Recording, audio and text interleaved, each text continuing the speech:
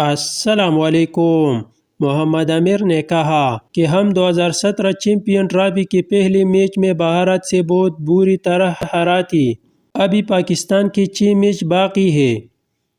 ہو سکتا ہے کہ ہم سیمی فائنل یا فائنل میں بھارت کے خلاف کھیلیں اور چیمپئن ٹرافی 2017 کی فائنل کی طرح بھارت سے انشاءاللہ بدلہ لے گی۔ عماد وسیم پاکستان ٹیم کا کپتان بنا تو محمد عامر کو ٹیم میں واپس لاؤں گا۔ محمد عامر کی 2019 کے ورلڈ کپ میں پرفارمنس تو دیکھو، 10 اوورز 29 رن 4 وکٹ۔ عماد وسیم نے کہا ہے اگر وہ پاکستانی کرکٹ ٹیم کا کپتان بنا تو وہ محمد عامر کو ٹیم میں واپس لائے گا۔